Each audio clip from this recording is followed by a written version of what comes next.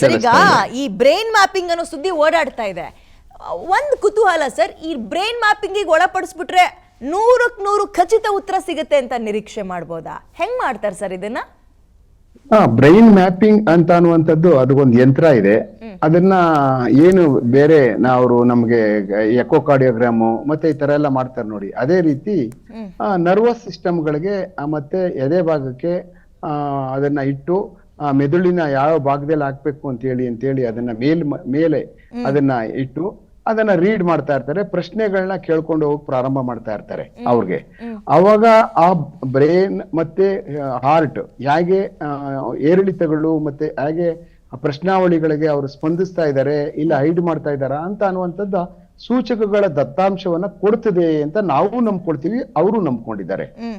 ಆದ್ರೆ ಏನಾಗುತ್ತೆ ಅಂದ್ರೆ ಇಂಥ ಪ್ರಕರಣಗಳಲ್ಲಿ 100ಕ್ಕೆ 100ರಷ್ಟು ಯಾವುದೇ ಆರೋಪಿತನ ಮೇಲೆ ಸಾಕ್ಷ್ಯಾಧಾರ ಸಾಕ್ಷಿಗಳು ಸಂಗ್ರಹಿಸ್ಬೇಕು. ನಾವು 99 ಮಾಡಿದ್ರು ತಪ್ಪಾಗ್ಬಿಡುತ್ತೆ, 99.99 ಇದ್ರೂ ಸಹ ತಪ್ಪಾಗ್ಬಿಡುತ್ತೆ.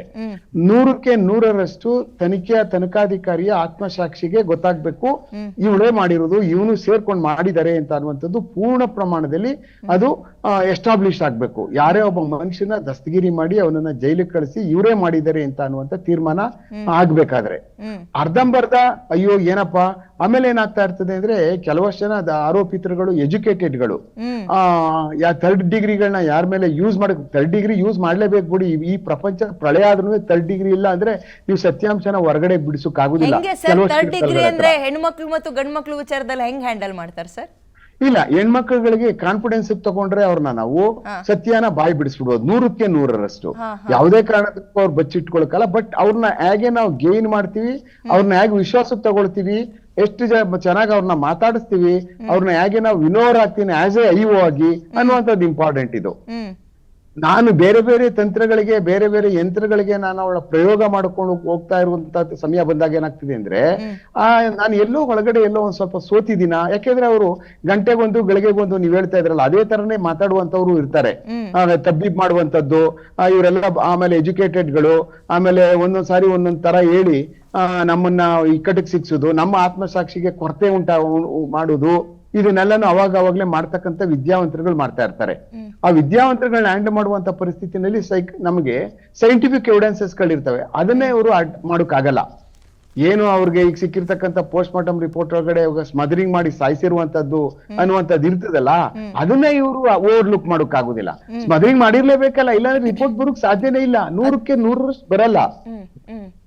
ಆ ಕಾರಣಕ್ಕೆ ಅಲ್ಲೇ ಸಾಬೀತಾಗ್ಬಿಡ್ತದೆ. ಇವ್ರು 1000 ಹೇಳ್ಕೊಳ್ಳಿ ಏನಾರ ಹೇಳ್ಕೊಳ್ಳಿ, ಆಮೇಲೆ ಅವ್ರನ್ನ ನಾವು ಕಾನ್ಫಿಡೆನ್ಸ್ ತಗೊಂಡು ಆಯ್ತು ಅನ್ನುವಂಥದ್ದು ಸರ್ಕಮ್ಸ್ಟೆನ್ಷಿಯಲ್ ಆಗಿ ಅವ್ರು ಹೇಳಲೇಬೇಕಲ್ಲ. ಪ್ರತಿ ದಿವಸದ್ದು ಆಗಾಯ್ತು, ಅದನ್ನ ಯಾರು ನೋಡಿದ್ರು, ಆಮೇಲೆ ಯಾವತ್ತಿಂದ ನೋಡ್ಲಿಲ್ಲ, ಇದೆಲ್ಲ ನಮ್ಗೆ ಮಂದಟ್ಟಾಗ್ಬಿಡ್ತದೆ. ಆ ಕಾರಣಕ್ಕೆ ಏನ್ ಮಾಡ್ತಾರೆ ಅಂದ್ರೆ ಅಧಿಕಾರಿಗಳು ಒಂದ್ಸಾರಿ ಅವ್ರನ್ನ ಯಾಕೆ ಬ್ರೈನ್ ಮ್ಯಾಪಿಂಗ್ ಮಾಡಿಸಬಾರ್ದು ಅಂತ ಹಿರಿಯ ಅಧಿಕಾರಿಗಳು ಸಜೆಷನ್ ಕೊಡ್ತಾರೆ. ಆ ಕಾರಣಕ್ಕೆ ಐಒಗಳು ಕರ್ಕೊಂಡೋಗಿ ಮಾಡಿಸ್ತಾರೆ. ಬಟ್ ಬ್ರೈನ್ ಮ್ಯಾಪಿಂಗ್ ಮಾಡಿಸಿದ್ರಿಂದ ಅದೇನೇ ಕನ್ಕ್ಲೂಸಿವ್ ಪ್ರೂಫ್ ಏನಲ್ಲ. That is A part of investigation. ಅದು ಪರ್ಸೆಂಟೇಜ್ ಹೆಲ್ಪ್ ಆಗಬಹುದು ಸರ್ ನಿಮ್ ಇನ್ವೆಸ್ಟಿಗೇಷನ್ ಗೆ? ಅಂಡ್ ಈ ಬ್ರೈನ್ ಮ್ಯಾಪಿಂಗ್ ಸಂದರ್ಭದಲ್ಲಿ ಅವ್ರ ಬಾಡಿ ಕಂಟ್ರೋಲ್ ಕಂಪ್ಲೀಟ್ ತಪ್ಪಿರುತ್ತಾ? ಅವ್ರ ಕಂಟ್ರೋಲ್ ನಲ್ಲಿ ಇರಲ್ವಾ ಬಾಡಿ ಮತ್ತೆ ಮೈಂಡ್? ಏನ್ ಹೇಳ್ಬೇಕು? ಇಲ್ಲ, ಅವ್ರಿಗೆ ಏನಾಗುತ್ತೆ ಅಂದ್ರೆ ಕಂಟ್ರೋಲ್ ಅಲ್ಲಿ ಇರ್ತಾರೆ. ಅವ್ರಿಗೇನು ಈಗ ನಾರ್ಕೋ ಅನಾಲಿಸಿಸ್ ಆದ್ರೆ ಅವ್ರ ಕಂಟ್ರೋಲ್ ಅಲ್ಲಿ ಇರಲ್ಲ, ಅದನ್ನ ಕೆಲವಷ್ಟು ಕೆಮಿಕಲ್ ಇಂಜೆಕ್ಟ್ ಮಾಡಿ ಅವ್ರ ಬಾಡಿ ಮೇಲೆ ಆವಾಗ ಏಳಿಸುವಂತದ್ದು ಇರ್ತದೆ. ಬ್ರೈನ್ ಮ್ಯಾಪಿಂಗ್ ಹಂಗಲ್ಲ. ಬ್ರೈನ್ ಮ್ಯಾಪಿಂಗ್ ನಾರ್ಮಲ್ ಆಗಿ ಇರ್ತಾನೆ, ನಾರ್ಮಲ್ ಆಗಿ ಇದ್ದಾಗ್ಲೇನೆ ಪ್ರಶ್ನಾವಳಿಗಳನ್ನ ಹಾಕೊಂಡು ಹೋಗ್ತಾ ಇರುವಂತ ಸಮಯದಲ್ಲಿ ಅವನಲ್ಲಿ ಮೆದುಳಲಾದ ಬದಲಾವಣೆಗಳನ್ನ ಒಂದು ರಿಪೋರ್ಟ್ ಕೊಡ್ತಾರೆ ಅಷ್ಟೇ ನಮ್ಗೆ.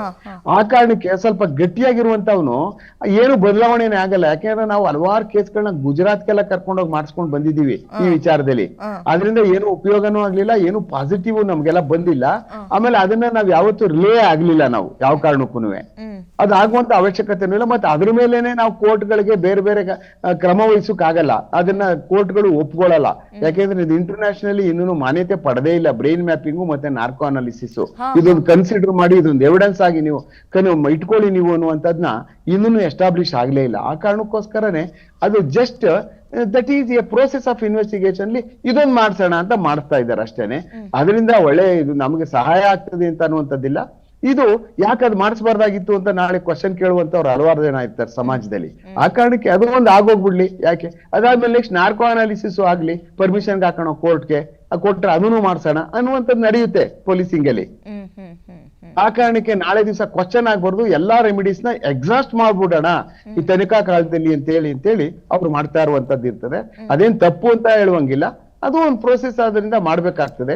ಈಗಾಗ್ಲೇನೆ ಅವ್ರಿಗೆಲ್ಲ ತುಂಬಾ ಎವಿಡೆನ್ಸಸ್ ಗಳು ಸಿಕ್ಕಿರೋದ್ರಿಂದ ಈಗಾಗ್ಲೇನೆ ಸತ್ಯ ಈಗಾಗಲೇ ಹೇಳಿರ್ತಾರ ಅವರು. ಸರ್ಕಮ್ಸ್ಟೆನ್ಷಿಯಲ್ ಅವ್ರನ್ನ ಇಂಟ್ರಾಗೇಟ್ ಮಾಡ್ತಾ ಇರ್ಬೇಕಾದಾಗಲೇ ಹೇಳ್ಬಿಡ್ತಾರ ಅವ್ರು. ಯಾವುದೇ ಕೊಲೆ ಮಾಡಿರುವಂತ ಸಮಯದಲ್ಲಿ ಯಾರೇ ಆಗ್ಲಿ ಇಟ್ಕೊಳಕ್ ಆಗಲ್ಲ ಒಳಗಡೆ, ಅಷ್ಟು ಸುಲಭಕ್ಕೆ. ಅಪರಾಧ ಮಾಡಾದ್ಮೇಲೆ 100ಕ್ಕೆ 100ರಷ್ಟು ಅದು ಆಚೆ ಬರ್ಲೇಬೇಕು, ಬಂದ್ಬಿಡುತ್ತೆ ಅದು. ಅದರಿಂದ ಕೆಲವಷ್ಟು ನಾನು ಮುಚ್ಚಿಟ್ಕೊಬಿಡ್ತೀನಿ, ಅದೇನೋ ಹಾಗೆ ಹೀಗೆ ಅಂತ ಅನ್ನುವಂಥದ್ದು ಏನಾರ ಪ್ರಯತ್ನ ಪಟ್ರೆ ಅದು ಉಚಿತನ ಅಷ್ಟೇನೆ. ಯಾಕೆಂದ್ರೆ ನಾನು ಮುಚ್ಚಿಟ್ಕೋಬಹುದು, ಬೇರೆ ಮಾಡಿರ್ತಕ್ಕಂಥ ಅಪರಾಧಗಳು ಆಚೆ ಇರ್ತಕ್ಕಂಥ ಮಾಡಿರುವಂತ ಕೃತ್ಯಗಳು ನಾವು ಮುಚ್ಕೊಳಕ್ ಆಗಲ್ವಲ್ಲ ಸರ್. ಈಗ ಈ ಟೈಮ್ನಲ್ಲಿ ಅವರ ಮಾನಸಿಕ ಒತ್ತಡ ಅಥವಾ ಹೇಗಿರುತ್ತೆ ಸರ್? ಈಗ ಒಬ್ಬ ತಾಯಿಯಾಗಿ, ಒಬ್ಬ ಆರೋಪಿಯಾಗಿ ಮಗಳನ್ನ ಕಳ್ಕೊಂಡು ಹೊರಗಡೆ ಈ ರೀತಿಯ ಪ್ರೆಷರ್ ಕ್ರಿಯೇಟ್ ಆಗ್ತದೆ. ಮತ್ತೊಂದ್ ಕಡೆ ತನಿಖೆ ಸ್ವಲ್ಪ ದಿನ ತಲೆ ಮರೆಸ್ಕೊಂಡಿದ್ರು, ಅದನ್ನ ಹೇಗೆ ಫೇಸ್ ಮಾಡ್ತಾ ಇರ್ತಾರೆ? ಅಂಡ್ ಆಫೀಸರ್ಸ್ಗಳು ಅದನ್ನ ಅವ್ರಿಗೆ ಸಮಾಧಾನ ಮಾಡೋ ರೀತಿಯಲ್ಲಿ ತನಿಖೆಯನ್ನು ಹೆಂಗ್ ಮಾಡ್ತಾ ಇರ್ತಾರೆ ಇಂಥ ವಿಚಾರದಲ್ಲಿ? ಸಾವು ಆಕಸ್ಮಿಕ ಆದ್ರೆ ಒಂದು ಪ್ರೆಷರ್ ಆಫ್ ಇದಿರ್ತದೆ ಆರೋಪಿತರುಗಳ ಮೇಲೆ.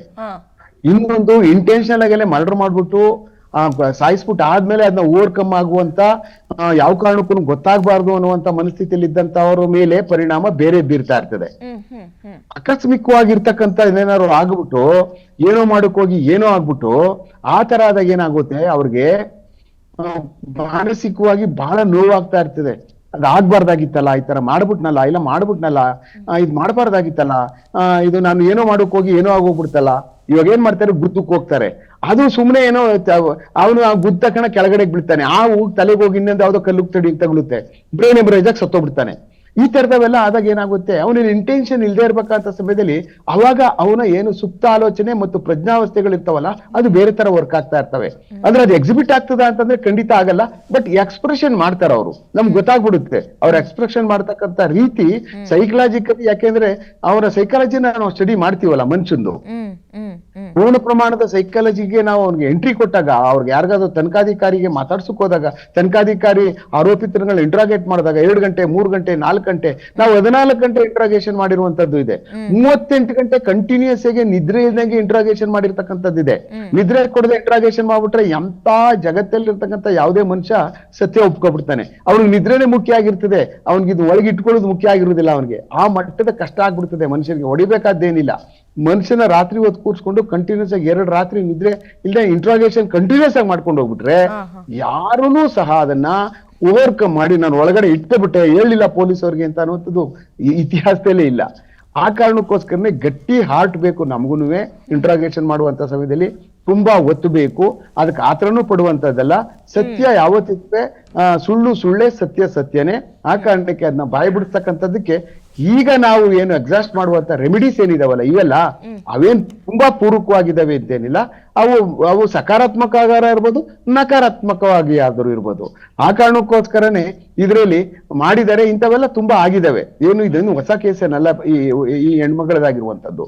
ತುಂಬಾ ಕೇಸಸ್ಗಳಲ್ಲಿ ಇದೇ ತರ ಸರ್ಕಮ್ಸ್ಟೆನ್ಸಸ್ ಕೇಸಸ್ಗಳಲ್ಲಿ ಮುಚ್ಕೊಂಡು ಅಂದ್ರೆ ಬಲವಾಗಿ ಟೈಟ್ ಲಿಪ್ ಮಾಡ್ಕೊಂಡು ಕೂತಿರ್ತಕ್ಕಂಥವ್ರು ಸಹ ಇದ್ದಾರೆ. ಆದ್ರೆ ಆತ್ಮಸಾಕ್ಷಿ ಒಳಗಡೆ ಒಂದು ಇರುತ್ತಲ್ಲ, ಅದು ಆತ್ಮಸಾಕ್ಷಿ ಎನ್ನುವಂಥದ್ಕೆ ಅವ್ರು ಮೋಸ ಮಾಡ್ಕೊಳಕ್ ಆಗುದಿಲ್ವಲ್ಲ. ಅದಕ್ಕೆ ಆ ಕಾರಣಕ್ಕೆ ಏನಾಗುತ್ತೆ ಅಂದ್ರೆ ಅದು ಸತ್ಯ ಬಂದೇ ಬರುತ್ತೆ. 100ಕ್ಕೆ 100ರಷ್ಟು ಅವನ ದಸ್ತಗಿರಿ ಮಾಡ್ಬೇಕಾದಾಗ್ಲೇನೆ, ಅವ್ನ ದಸ್ತಗಿರಿ ಮಾಡಿ ಕಸ್ಟಡಿಗೆ ತಗೋಬೇಕಾದಾಗ್ಲೇನೆ ನಮ್ ಪೂರ್ಣ ಪ್ರಮಾಣದ ನಮ್ ಕಾನ್ಸಿಯಸ್ ಪರ್ಮಿಟ್ ಮಾಡ್ಬಿಟ್ಟಿರ್ತದೆ. As they have done this crime, we go according to the things ಅಂತ ಅನ್ಬಿಟ್ಟು ಅಂತ ಒಂದು ಕನ್ಫರ್ಮೇಶನ್ ಅನ್ನುವಂಥದ್ನ ನಾವು ಆಗ್ಲೇ ಮಾಡ್ಕೊಬಿಟ್ಟಿರ್ತೀವಿ. ಅದ್ ಮಾಡ್ಕೊಂಡ ತಕ್ಷಣನೇ other than this any investigation, those investigation is only any eye watch, that's all. Anyway, thank you sir, thank you so much.